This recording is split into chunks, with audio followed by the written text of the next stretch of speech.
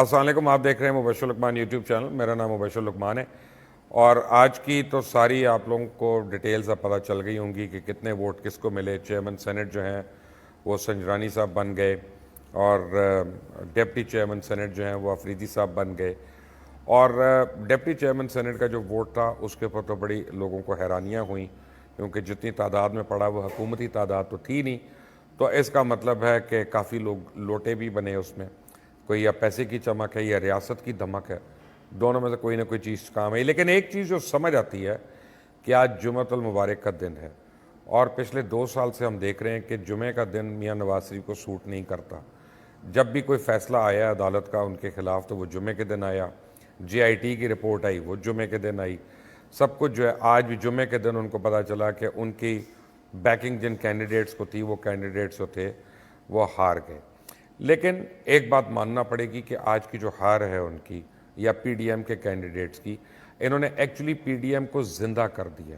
اور وہ P D M جس کی کمر جو ہے دیوار سے لگ چکی تھی اور اس کو سیاسی طور پہ کوئی راہ نہیں نظر آ رہی تھی، آج حکومت کی جلد بازیوں کی وجہ سے اس پی ڈی ایم میں ایک نئی روح پھونک دی گئی ہے. اب پرسوں جو شبلی فراز صاحب نے ایک سٹیٹمنٹ دی تھی وہ انتہائی خوفناک سٹیٹمنٹ تھی، جس میں انہوں نے کہا تھا ہم ہر حربہ استعمال کریں گے، جو بھی اپوزیشن کرتی رہی ہم وہی حربہ استعمال کریں گے اور یہ الیکشن ہم جیت کے دکھائیں گے. اور اب وہی ہوا کہ بائی ہوک اور بائی کروک انہوں نے یہ سینٹ کا الیکشن جیت لیا. لیکن وہ تبدیلی جس کے لیے پاکستان کی عوام نے ایک واضح اکثریت کے ساتھ ووٹ دیا تھا کہ شفافیت ہو، کرسٹل کلیئر ہو، وہ جو ہے آج دفن ہو گئی ہے. اب پاکستان کی سیاست میں اس وقت کوئی شفافیت نہیں. مائٹ از رائٹ، زور جو ہے اس کی جیت ہے اور وہ ہمیں نظر آ رہا ہے. اگر این اے 75 کا الیکشن ڈسکا میں پی ٹی آئی آرام سے کنسیڈ کر لیتی، اگر یہ چیئرمین سینٹ اور ڈپٹی چیئرمین کا کوئی ایک الیکشن یہ کنسیڈ کر لیتے، تو پی ٹی آئی کے پاس پاکستان میں بہت بڑی تبدیلی کی ایک سند ہوتی اور وہ کلیم کر کے کہہ سکتے تھے کہ ہم نے اس ملک میں پہلی باری حکومت میں ہوتے ہوئے، پاور کے ہوتے ہوئے الیکشنز میں دھاندلی نہیں ہونے دی، زور زبردستی نہیں ہونے دی اور ہم نے ڈیزرونگ کینڈیڈیٹ کو جیتنے دیا. لیکن اب ان سے یہ کریڈٹ اب ان کو کوئی اس بات کا نہیں دے گا. پی ٹی آئی کی حکومت کو اگلے چند دن میں بڑے سیریس مسائل آنے شروع ہوں گے. جیسے آپ کو پتہ ہے ابھی بلاول بھٹو نے بھی پریس کانفرنس کی، مریم نواز جو ہیں ان کی بھی آپ نے سن لی جو خبریں انہوں نے دیں ٹویٹس وغیرہ کے تھرو. لیکن 17 تاریخ کو، پہلے 15 کو اور پھر 17 کو آپ کو بتاؤں یہ 2 دن بڑے اہم ہیں، اپنے کیلنڈرز میں مارک کر لیں. پی ڈی ایم جو ہے اپنا نیا لایا عمل دینے جا رہی ہے اور یہ جو لانگ مارچ جس کا میں آپ کو بہت دن سے کہہ رہا ہوں، یہ لانگ مارچ اب ہو کے رہے گا. اور اس وقت میرے پاس ایکچول خبریں ہیں کہ سندھ سے آلریڈی پیپلز پارٹی کے لوگ جو ہیں وہ پنجاب کے اندر آ گئے ہیں، ان کے منتظمین جو ہیں، اور وہ ارینجمنٹ جو کر رہے ہیں وہ 35,000 سے لے کے 50,000 کے درمیان جو ہے صرف سندھ سے لوگ ایکسپیکٹڈ ہیں. یہاں پہ بلوچستان سے 5-1,000 ایکسپیکٹڈ ہیں. مولانا فضل الرحمان کا تو کلیم ہے وہ کم از کم 10 لاکھ لوگ لائیں گے. میں کہتا ہوں 1 لاکھ بھی اگر وہ لے آئیں، اور پھر نون لیگ کے پنجاب سے اگر کوئی ایک سائزبل میجورٹی نکل آتی ہے تو انہوں نے جی ٹی روڈ اور موٹر وے دونوں کو چوک کر کے رکھ دینا ہے. اور یہ حکومت کے لیے اتنا آسان نہیں ہوگا اس کو ڈیل کرنا.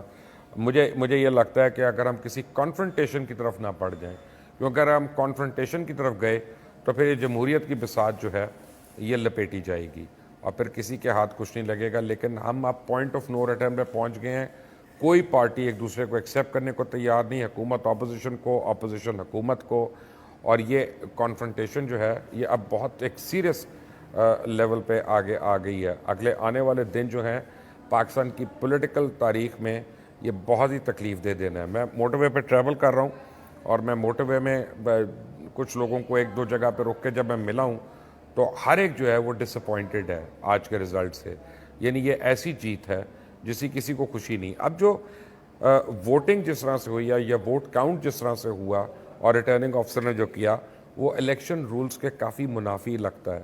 اور جو الیکشن کمیشن کی اپنی وضاحتیں ہیں جو اب تک واٹس ایپ پہ شاید آپ نے دیکھ چکے ہوں، کافی لوگوں نے ان کو شیئر کیا ہے، تو اس سے لگتا ہی ہے کہ جب یہ الیکشن ٹریبیونل میں جائے گا یا اس سے سپریم کورٹ میں جائے گا تو یہ فیصلہ یوسف رضا گیلانی کے حق میں ہوگا. اور پھر سنجرانی صاحب جو ہیں ان کو وہاں سے مجھے لگتا ہے کہ یہ الیکشن نل اینڈ وائڈ ہوگا اور یہ جیت یوسف رضا گیلانی کو ہوگی، کیونکہ اتنی کلیئر اس پہ انسٹرکشنز ہیں کہ کس طرح سے مور لگنی ہے اور کس طرح سے جیتنا ہے۔ یہ کہنا کہ یہ نام کے اوپر لگا ہے یا نام کے سائٹ پہ لگا ہے یہ کافی نہیں، یہ ساری چیزیں اسپیلٹ آؤٹ ہیں اس میں۔ تو اب لگتا ہے کہ زبردستی کیا گیا ہے کسی طرح کہ گیلانی صاحب نہ جیتے، لیکن بہرحال یوسف رضا گیلانی صاحب جو ہیں مجھے لگتا یہ ہے کہ وہ کورٹ سے اور ٹریبیونل سے اپنے حق میں فیصلے لینے پہ کامیاب ہو جائیں گے۔ اسے بڑی تیزی سے ڈیولپمنٹس ہو رہی ہیں، کل میں اسلام آباد سے آپ کو مزید لے کے بتاؤں گا۔ اس کو چینل کو سبسکرائب کریے گا، بیل آئیکن کو پریس کریں۔ انٹل دی نیکسٹ ٹائم، اللہ حافظ۔